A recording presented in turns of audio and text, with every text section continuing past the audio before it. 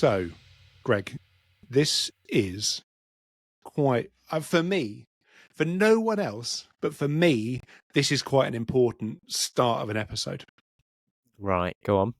This is the first time I'm ever doing an exposed negative recording with good internet. I wonder what you're going to say then. Okay, good. I have now got 900 meg up and 900 meg down. So, whether or not that works and makes any difference whatsoever, but for my experience, it's going to make my life easier. Shall I give you an example? Will that mean it can handle the amount of nonsense that we chat about? No, in layman's terms. I spoke to the company and they said absolutely not. What our nonsense does is full on throttles the bottleneck. Right. So regardless of internet speed, we could have full 10 gig here and we'd still struggle because of the silliness. So, no, there's no internet on earth that apparently can deal with that. Put up with your jokes. Apologies. They just said they didn't have the bandwidth. So to give you an idea of how much my life has changed in the past 2 weeks, that got installed by honestly, it looked like a scene from like a rom-com out the front of my house because the sun was out. There were guys cracking Diet Cokes and they had all their sleeves cut off. So yeah, you sent some pictures. I had to, because not only they looked amazing, obviously, but I kind of just wanted to go out and just like, honestly, I just wanted to go out and be like, "What's up, guys?" So talk to me about my internet. So outside it was like a rom-com, and inside it was like a film noir where you had your fingers prizing open the shutters, and you were. Honestly, I have been. I can't even begin to tell you how desperate I have been for this. It's been 6 years of awful country internet where it has been like 1.5 meg up and sending files to clients. Let me give you an example, right? So I have a client that I do regular work for, and we upload quite large, 50, 60 gig ProRes files at the end of a job. And there's normally 40 or 50 of them. So they're pretty decent. I went, about 2 months ago, had to do a big upload. It took 4 days. 4 days. And that is me basically, because they would get to like 98% and then crap out. Yeah. And so I would be having to jump back into the office constantly to monitor it. And then, oh God, that one's failed. Hit retry. Honestly, I felt like it was going to give me like a hernia. It was so stressful. So a hernia is caused by stress? I mean, heavy lifting normally, but yeah. Right. Okay. Well, metaphorical. That's what this was. A metaphorical hernia. Okay. But to give you an idea of how fast the internet is now, 14 minutes. Wow. 4 days to 14 minutes. Yeah. So for me, obviously for no one else, but for me personally, that is going to make life so different. Like, normally we have to pause the uploads for this because my internet's so bad there's become a bit of a delay, but nothing. So hopefully, we'll see. I mean, I'm on ShedNet, so that might cause delay. ShedNet didn't come to me. They said they're hoping to come to my area, but not for a while. Mine normally gets delayed because there's like a blackbird sat on the aerial up on the top of the shed or something. Or just a squirrel, just like twiddling. Watching YouTube, yeah. But anyway. Amazing. But yeah, so my life's immeasurably changed as a direct result. And so it's amazing. I'm currently backing up 50 terabytes of data online. And I'm currently, I'm about 6 terabytes in, and I've been going for like 9 hours. Honestly, it's crazy fast. It's always an interesting game to be had on the Exposed Negative, to basically lay a bet on how quickly Tom Barnes mentions data. Oh, love it. That was within the first... What's the timer? How many minutes? We've been going... within the first 5 minutes. Okay. It's not bad. Well, that's not too bad. Not a record. No, that's true. Well, I mean, it's either going to be data, Fuji's, Leica, hard drives, purchases. Well, I'm sure we'll get on to purchases.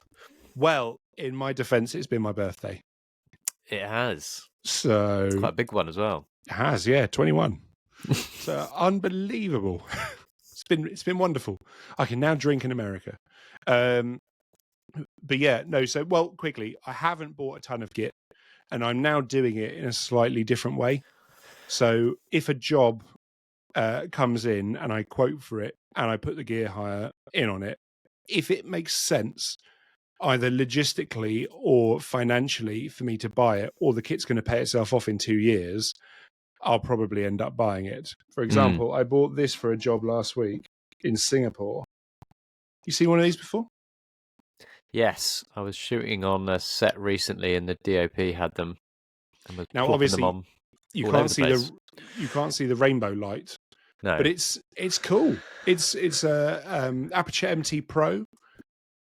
I think I paid 175 quid for it, but I had to do some light trails behind a portrait, and there was no other way really of doing it.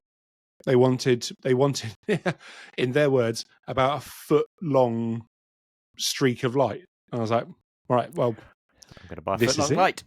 Yeah. So, but then I put black gaff tape over it in various spots to then break it up, so then it looked like 4 streaks. Okay. And it looked really good. What can you dial in any color on those then? Yeah. So they are CCT, HSI, and then this one's got pixel effects as well. Okay. So because it's a pixel light, you can basically, this will be slightly lost on the viewers on YouTube because obviously we film in black and white. But it's got CCT, HSI, RGB, and then the effects stuff. And then the pixel effects, you can do, pixel chases. I don't know, can you see this? Yeah. And you can kind of, so you can have it kind of whatever speed, whatever pixel size. And it's honestly, it's really a neat thing. And you can do it like, you can specify the speed and you do all sorts of stuff, cool stuff with it. And nice thing about it, quarter 20 here, quarter 20 here, and then magnets there and there. I haven't got anything magnetic. Actually, I do.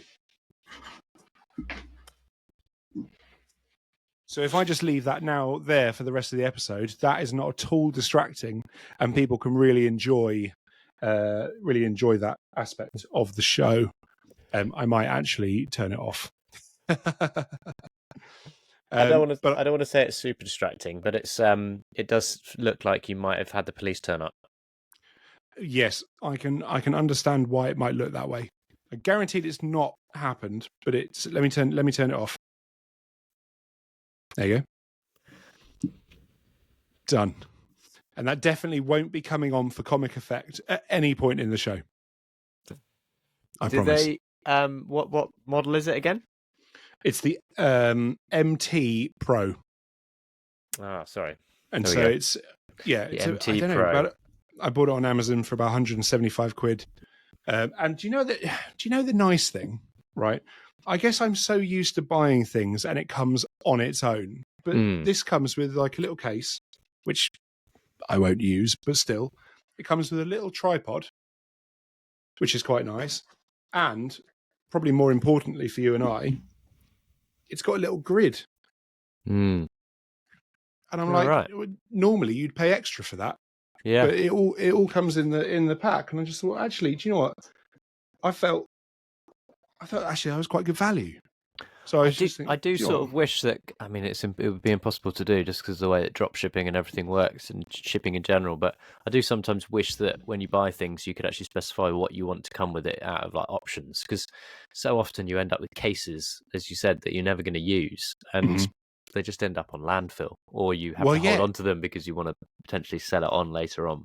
But you end up with all these redundant cases kind of taking up space. I completely agree. Or do you see this formed liner? Just not have a formed, make it detachable.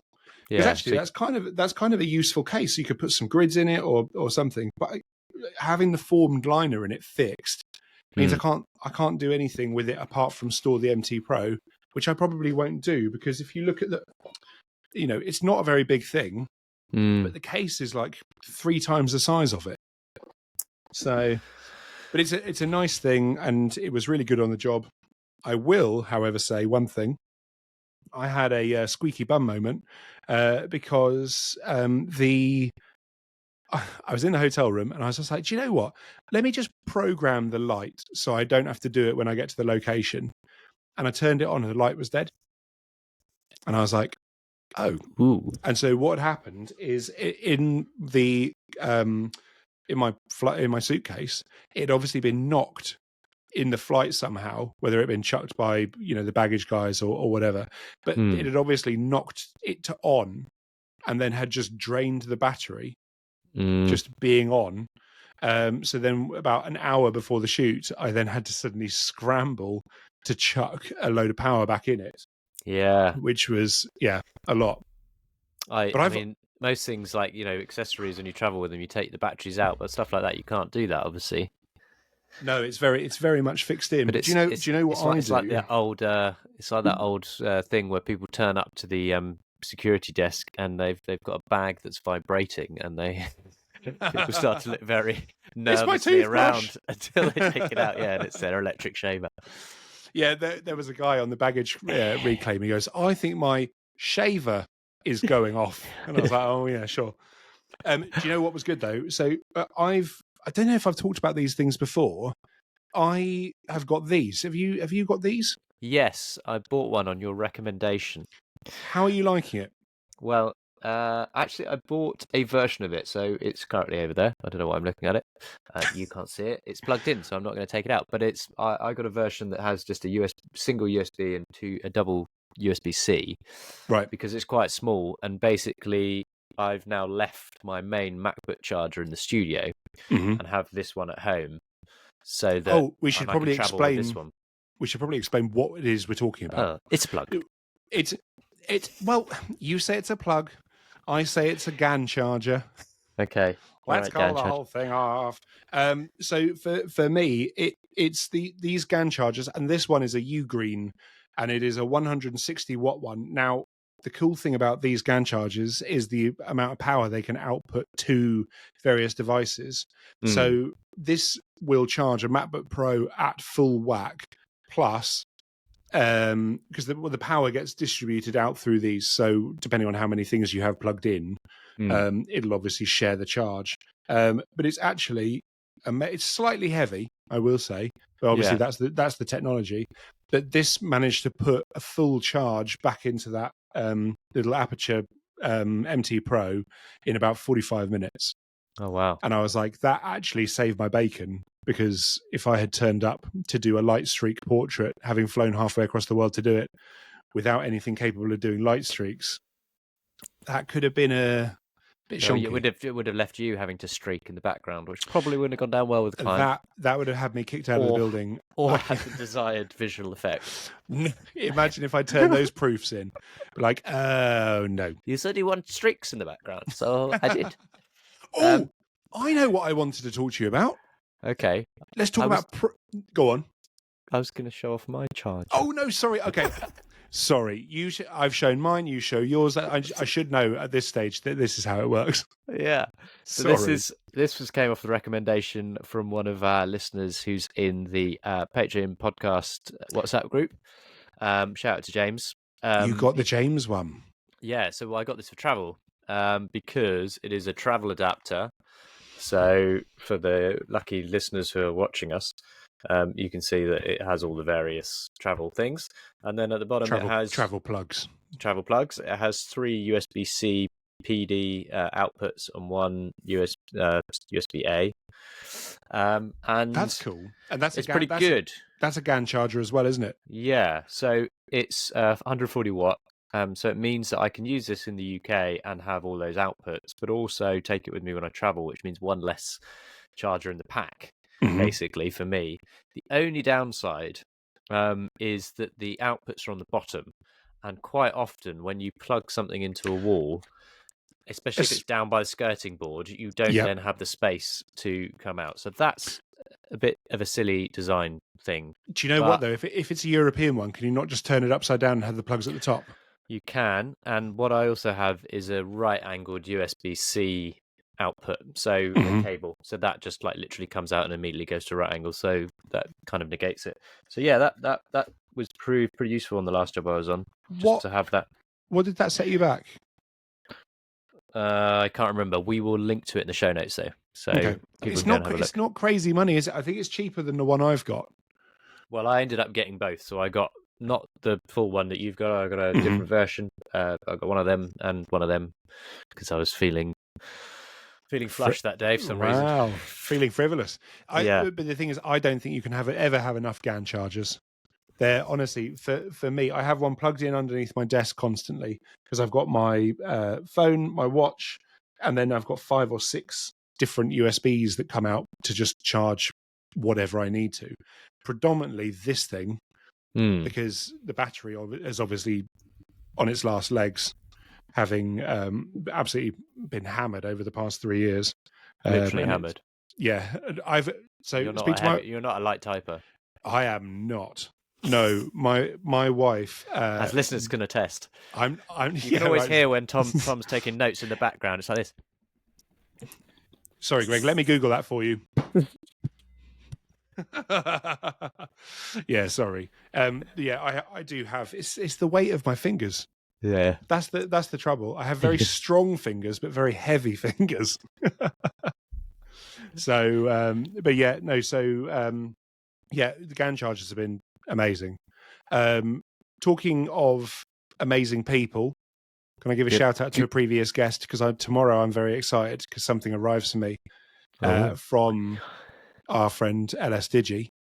Oh, yes. Which I'm very excited about. For people who don't know what we're going to be talking about, our friend LS or Limanus has released an iPad cage for iPad Pros. And I'm particularly excited because I've been running his old recommendation of the Armor X cases. Yes. With one of his custom, he does a custom thing, which I thought I had on my desk, which obviously I do not, which a custom mount. So you could put a baby pin into it and then be able to mount the iPad case on the into a grip head. But now he's created this cage which has got loads of 3/8 quarter 20 with ARRI locating pins all over the back of it. So I'm now really excited because I'll be able to put one of his V-lock clamps onto the back of it, and then have a one of the small rig monitor holders. I use them because they got a 3/8 on the bottom and then a quarter 20, and then it means I can angle and move the wireless receiver on the unit, and then I can fold it up flat, so when I just chuck it back in the case, boom, just goes straight in. If you're wondering why I'm using a wireless receiver on an iPad, well, having now tested this out over multiple jobs, the signal out just from the Axoon to the iPad, if you're just using the Wi-Fi aspect of it, it drops a bit, and the quality, there's a bit of a lag, and the range just isn't very good. So what I found is if you plug the Axoon into the iPad via a USB-C, because it's got UVC out, there are apps now available. I use one called Genki Studio, Genki Studio, I think it is, and that allows a UVC input through the USB-C into the iPad, so you can then show whatever's coming through the wireless straight into the app. You do still get the letterboxing because obviously it's 16:9 ratio. So what's firing it? Sorry, I'm lost you there. What's firing from the laptop? So laptop HDMI into the Axoon transmitter. Yeah. And then on the iPad, the receiver goes USB-C from the UVC into the iPad. And then you use an app like Genki Studio or UVC Capture, or there are a few different apps. And then it'll just play whatever's coming in through the USB-C. So it acts like it just shows you what the entire screen of the laptop, or yeah. Okay. So it shows as an extended screen, or however you set it up in the mirroring sections. The color, it needs a bit of work, but I have been calibrating wirelessly. So I have the iPad next to the laptop, and then we run the calibrator through it, which has improved it. Because then obviously you specify the color profile on the output. Anyway, that got way more nerdy than I thought it was going to. But I'm very excited because Limonus, lsdigi.com makes beautiful stuff, and it's really well thought out. The machining on it is amazing, and he's a good friend of the show. So, and he sends out little packets of sweeties in it as well. Vegan friendly ones. So excited. Yeah, no, it looks really nice, and it's been kind of designed to be able to adapt to kind of future sizes of iPads, etc. So that's really useful. Like we should have kind of if there's new iPads in the future, then basically there's little parameters things that sit on the side which will allow you to mount various different iPad sizes on there. That's right. Apologies. Can you still see me? No. So do you know what? It's quite an amazing thing. All this technology, isn't it? And can you just entertain the ladies and gents while I crawl underneath my desk? I'd apologise to the nation. Honestly, I like the Cam Link by Elgato, but it quite often does this, especially during PPMs, which I always find is really good, just as you're explaining exactly how you're going to shoot something for your camera to die. Right. Always good fun. So, where were we? Can I bore you? Go on. I really sold it in, haven't I? Yeah. I had a cracker of a day the other day where I had a load of my subscriptions come up for renewal in like 3 days. So Dropbox, I was just about to sign up to WeTransfer and then decided against it. And there was something else as well, which I can't remember which one was. And I was just like, well, why don't I look? And now listen, the listeners are going, this sounds like a lot of work. It is, but I'm not really selling this at all. I've created my own WeTransfer. Okay. So I found an app, Greg, called Dropshare. Right, okay. Which, because without being funny, we've all got these storage services which don't, we're probably not using anywhere near what we can use of them. We normally have all got spare storage, and yet we're paying, I don't know, however much a month WeTransfer is. I was using Dropbox Transfer, but that was 200 and something quid a year. And also, I was cross with Dropbox after they stopped doing the unlimited data for Teams. And so they took us down. I think we were up to like 30 something terabytes. And then they announced that we had 5 terabytes and that we had to suddenly get rid of all our data. And I was like, well, sort of defeats the point in having the unlimited aspect of it. Yeah. So I was cross with Dropbox, especially how they handled it and treated us. So they converted my account to a personal account, and so that is expired now. But I was just like, hang on a minute, there's got to be a better way. Well, this might be better for some people. There is a little app called Dropshare, which lives in your menu bar, and you can specify uploading. You can upload it to any, like, loads of different services. So whether you B2 or S3 or, all these, Google Drive, all sorts of things. But then it will copy a link to your clipboard, and then you can just paste the link straight into an email. Well, now, that doesn't sound very exciting, but they also allow something called landing pages. Right. Now, you're not allowed to use landing pages with Google Drive for some reason. I think Google Drive use their own landing pages. But you are then able, I chatted with ChatGPT, and I was able to build a landing page, customized. I mean, it took me an evening. But I now have a tombarnes.com /private address. Not going to give it out on a podcast. delivery service. So now, and then I use a link shortening service that's got a custom setup with my web address. So now people get a .tombarnes.com/5 random digits as a download link, and then they get taken to my own WeTransfer style page where it has a background, random background There's a of game 10 for the different things. listeners. It's Keep up with Tom. download roulette, right? Put in that address with 5 random numbers and see if you get a download out of it.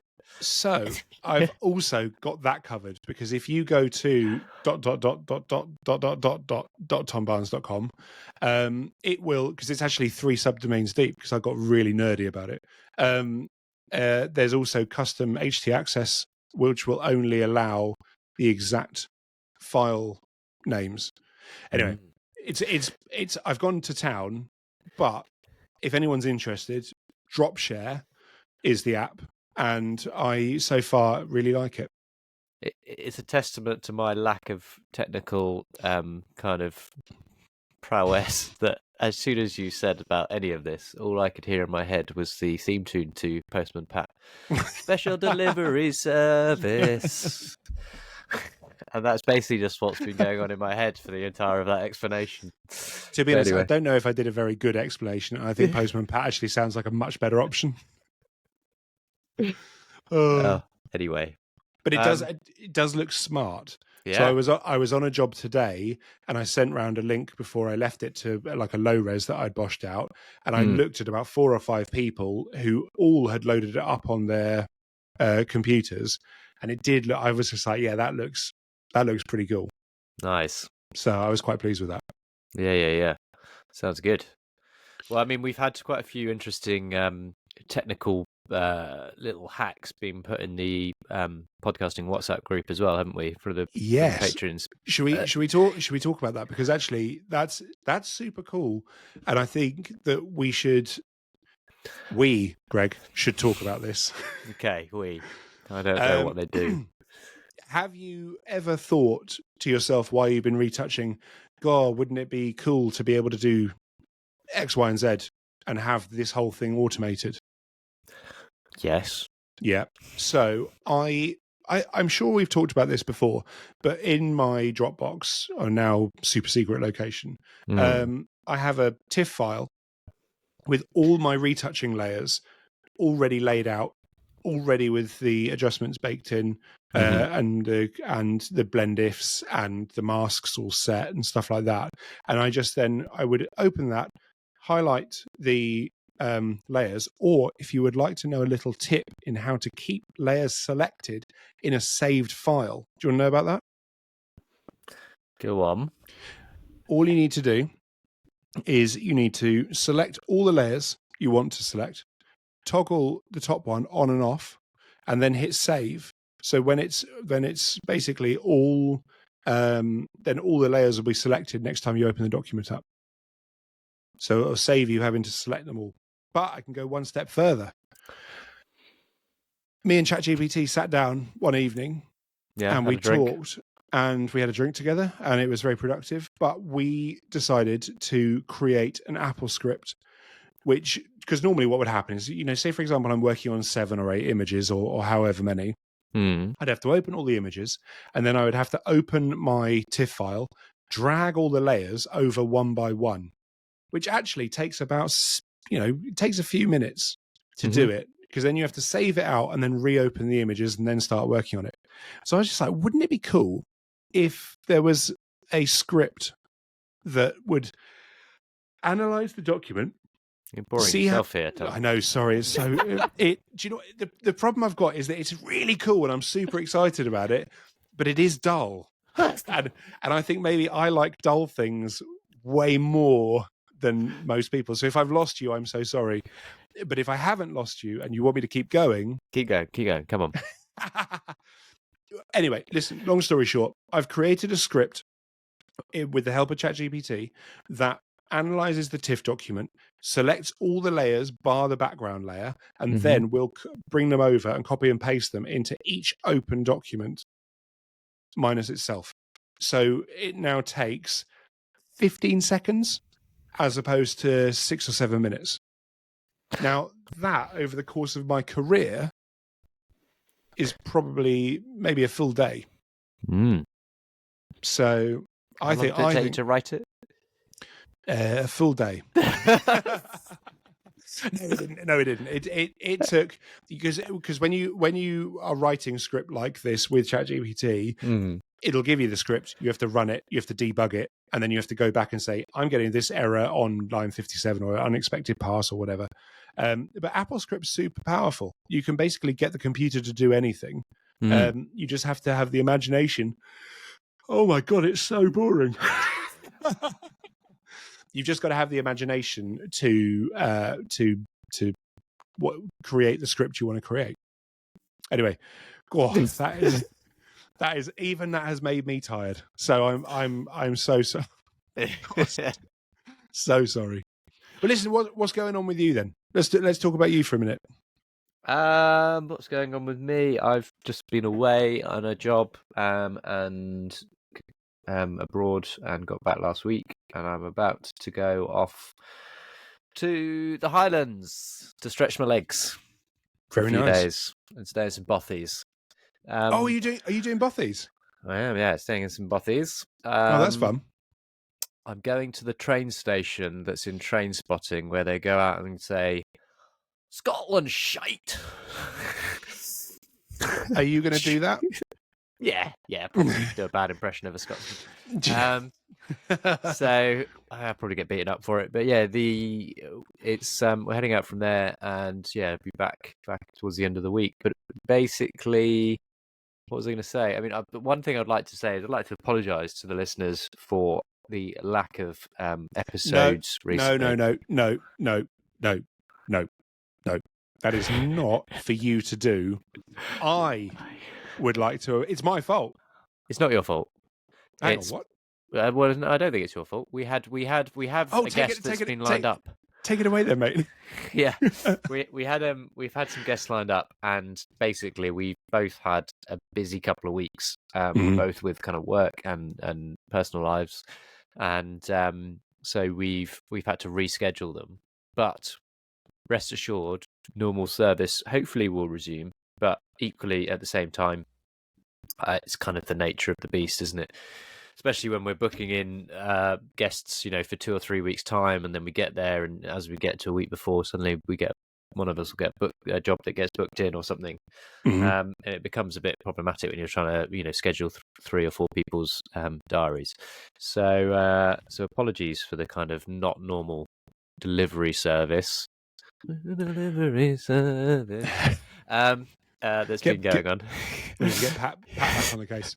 But it was, I will say, it has predominantly been my fault, because Greg has been messaging me and I've been blanking him, which actually is a refreshing change. It's normally the other way around.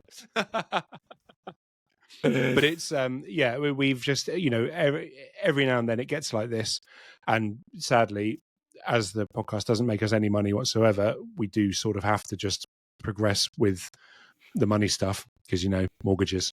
And so thank you very much for your patience. You never know, we might actually be talking, this episode might be going out and one person might be listening to it. Just whistling into the wind. So Dad, if you're listening, appreciate it. Appreciate the sport. But yes, so no, normal service will be resuming. We did actually have an episode that was meant to go out 2 weeks ago, but because of our scheduling service, it is still saying scheduled, but hasn't been put out. So that'll be the one that goes out to a week ago from this one. As you can tell, we're totally on it at the minute. I'm trying to think if I've got any other news, exciting purchases or stuff that I can talk about. And I've just realised that I'm getting old and my short-term memory is so shot.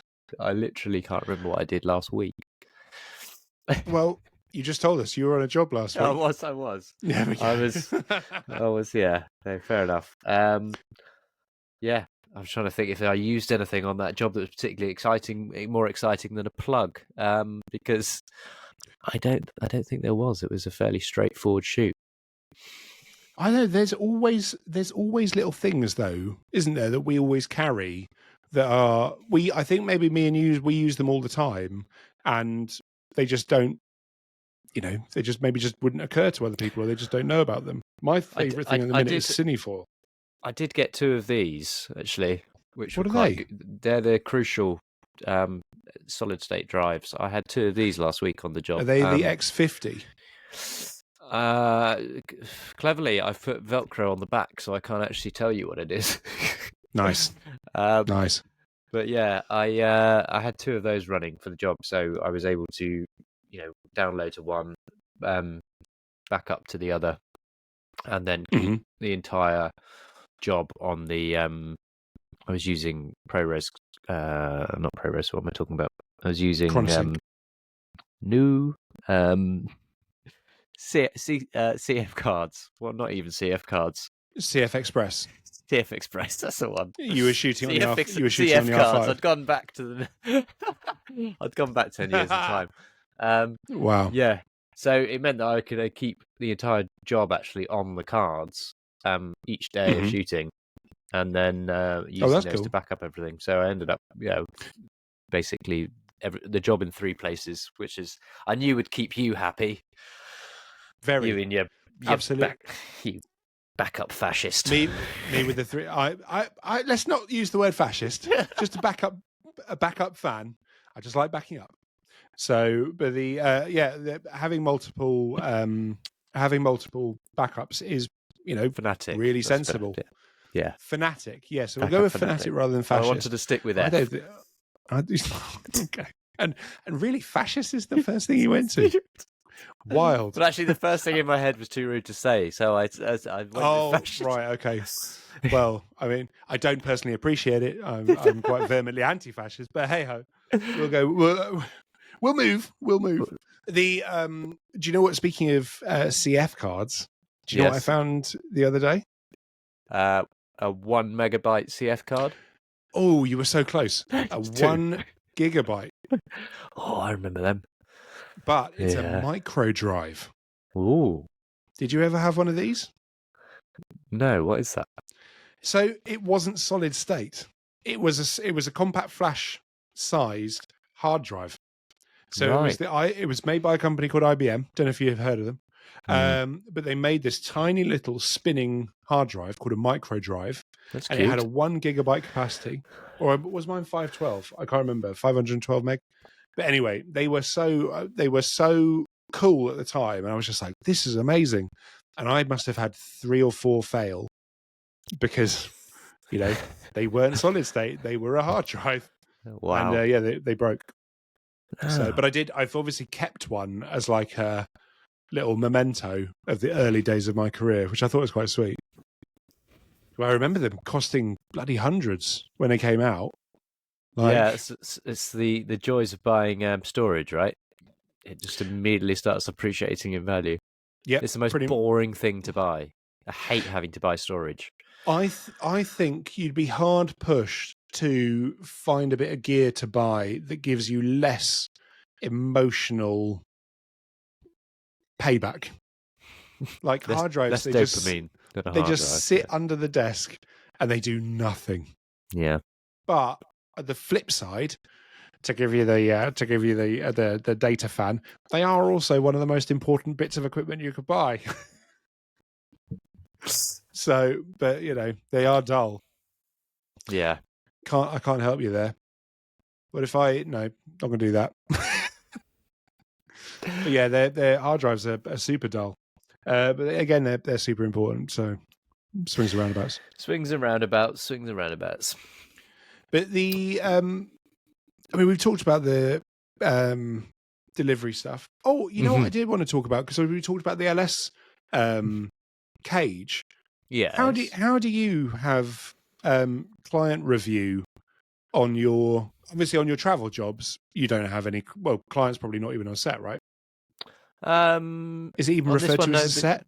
No, it's not set. We were doing more kind of travel work where it's in destinations. So no, because you're shooting in a way that is so fast as well on this particular job that there's no real time for them to be sitting down and reviewing.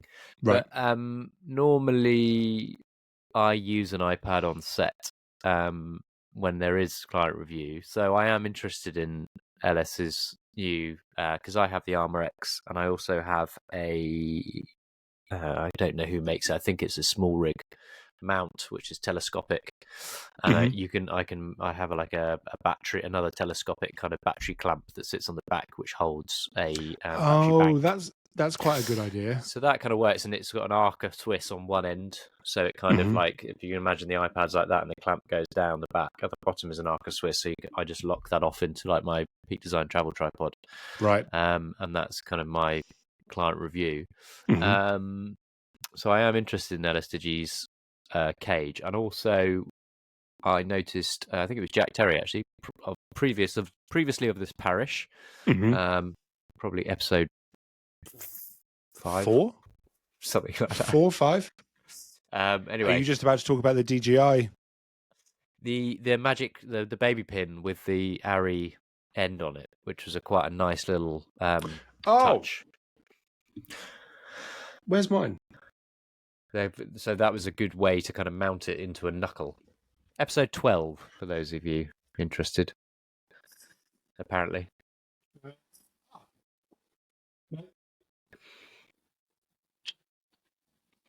Man finds Singin's inbox. Anyway, there's the Aperture. We'll link to it. Aperture make a baby pin. Yes. No, it's not in that one. I've got so much stuff in this office, even though all my equipment is out at the unit. Where is it? Greg, have you? It's going to fall down from on his head. Honestly, it wouldn't surprise me. Is that it? No. Honestly, it's so mad. For the listeners in the audio medium, Tom is distantly rooting around, snuffling around his office like a truffle pig. Anyway, I can't find it, but trust me, I have one. The trouble is, I don't know how we do this, and I feel way less bad now about my equipment, having seen. So in the Exposed Negative WhatsApp group the other day, we had, I would say, a therapy session for Tom. It, in fact, wasn't. Everyone was sharing pictures of their workplaces and storage of their equipment and stuff. Yeah. I would say I didn't have the most amount of kit in that group. Sort of. No. Yeah. Well, maybe. The kit's different. Yeah. The kit's different. But I kind of came away going, actually, that's not so bad. It didn't mean that I wanted to go and get some more equipment, obviously. Because it didn't include all the kit that you've previously bought and sold. Yes. I was, if I'm honest, I was rather hoping you wouldn't bring that up. But yes, that is a valid point. And also, I guess the kit that I've bought, sold, bought again, sold, and then bought again. So yes, no, you are right there. But I did feel quite good. We've had actually that group's mega active. If you guys want to join us, we do actually talk about things that are not equipment as well, believe it or not. But you can find out more about that at patreon.com/exposed negative. I've actually had quite a lot of questions that I needed answered on there, which is, I feel like, is somehow cheating that we've set up a little group for our patrons and then they're helping me rather than me helping them. It is quite helpful. And we've got people from all over the world in there as well. Yeah. And it's I love it. I genuinely think it's my favorite WhatsApp group. And that's not just, because you're the admin. Because I'm the admin, I can boot people out. No one noticed when I got rid of half the group. But yeah, and we've been comparing injuries and all sorts. Yep. So shout out to Steve's eye. Brow. Brow, yeah. But yeah, so if you do fancy joining us, it's a cup of coffee a month. And yeah, I would say worth it. I mean, obviously I get the group for free. And Greg, I will say your subs have been lacking. What? You get it for free? I thought you had to. But yeah, come join us. It'll be fun. What else have we got? What else have you been up to? Well, I mean, I've not got much else to report, to be honest, at the moment. That's good. And well, it is and it isn't. I've had a few jobs that have kind of come in, and then I've just not. I need to get on top of stuff because I've been away, and then I've come back, and then I'm going away again. You know, when you just really want like a solid week at your desk where you can just catch up with stuff, because keeping up with marketing and kind of putting stuff out there and whatever is just really difficult when you're kind of on the road. It's the first thing to go, isn't it? Yeah. As soon as I get busy or get the sniff of a job, I'm like, see you later, Instagram. Yeah. I'm not doing any posts. I mean, I laugh and joke about it, but it's a really bad thing because I would be so much busier and further along in my career if I had actually done the marketing properly. Well, it's also that thing if you shoot projects. I mean, I shot a project back in July and I'm really happy with it. Really excited to see the, see what's the term I'm looking for? See the light of day. Yeah. But obviously I've got to sit on it until it gets published, and it might not be published until next year. So it's kind of like, ugh. So yeah, you end up with lots of stuff that you just can't put online anywhere. So I end up just putting up pictures of my kids, which is quite boring. Yeah, they're very nice pictures, to be fair. Can we just quickly talk about, because a lot of those pictures are shot on a Leica. Oh, they're the new Leica. There is a new Leica, and I will say, this is the first time in like 3 or 4 years where I've been tempted by a camera. Oh, because the M11D has come out. Yeah, and I would say. Oh, you're not talking about. Oh, I thought you were talking about the new 43 millimeter. No, we could talk about that though, because that's kind of cool. The Q3 has now come out as the Q3 43, which has now got an f2 43mm long APO lens, which is super cool if you like that focal length. For me personally, having owned a Q2, I still actually do. Do you know the story of my Q2? Well, you dropped it in the lake. This one was the most expensive paperweight you've ever owned. That one, the sadness of just having a Q2 paperweight, but also I wasn't kind to it. I don't know if you can see. Can you see where I opened bottles with it? Just here. I hope you did that after it was bricked. No, that was during. I was not kind to it. I really wish I'd looked after it a bit more. But then when I was dodging dog shit and fell in the lake, I did also destroy the camera, which was very sad. But no, I wasn't going to talk about that. But I'm curious, if you were going to get a Q3, would you get, because it's 60 megapixels, right? So loads of resolution. Would you get the 2817 and then have loads of room to crop and do whatever you want with, or would you get the 43? I don't think. I mean, I like the idea of a 43 as a focal length, because I think it's kind of very similar to how your eyes see, and it's a very nice focal length for environmental portrait work. I also love a 28mm, although I don't really shoot 28mm that much myself. I used to do a lot more than I do. So, but I've never shot with either of them, so I wouldn't know. I've always looked at those cameras and thought ergonomically they look a little bit front heavy because of the size of the lens, but I've never had one in my hands, so I don't know, or not for any length of time, so I don't actually know. They're all right, actually. They're not that front heavy. They are a little bit front heavy. They are blocky, but then again, it's a Leica, isn't it? So yeah, but I feel like the ergonomics of then having to get a thumb grip or having to get another grip, because they're made to be all sleek and rounded off.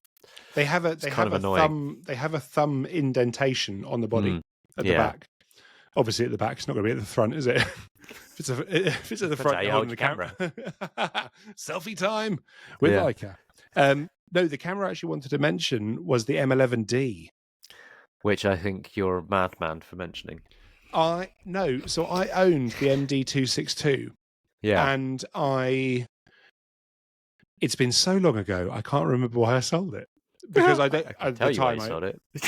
I wasn't a very good photographer. So nothing really has changed, but now I really want the M11D. Right. So I'm not going to buy it because it's, in my mind, it's a lot of money, isn't it? I can just see Like, this like next episode. I bought it. no, honestly, I'm really not. And do you know what? It's funny. I do think though it might be one of the prettiest or best looking cameras I've ever seen. Have you seen it? That's Leica M11. That's Leica M like camera. So they are beautiful bits of. They are, but this one is fully blacked out, no red dot, nothing. And to me, I'm just like, that is like, it's a beautiful thing. Mm. So when I can pick one up for about £400, I'll get one. So that'll be in like 2070 sometime. Yeah, this is cool, isn't it? With my camera going again, I'm thrilled that I keep dropping out. For Pete's sake! Shall we? I think this is a sign. Shall we call it there? I think that I think that sounds like a good idea, Greg. My God, what is going on? Well, everything ladies in the office is going wrong. Until next week, when Technical Tom sorts his technical side of things out. Technical Tom. I'm just relieved it's not me for once. Tommy Tech Trouble. It's always me. It's always me. Then it's happened to you twice in one episode. So, but I started off the episode, didn't I? Oh, this is amazing internet. Everything's going to be great. So it's not quite gone quite how I planned. But thank you very much for listening. Not you, Greg. Obviously, I'm speaking to the people at home. Yeah, thank you very much for listening. We promise the next episode we shall have a guest for you, and it will be exciting and useful. There's a big promises. I mean, crikey. Right, we better step it up then. All right, ta-ta for now.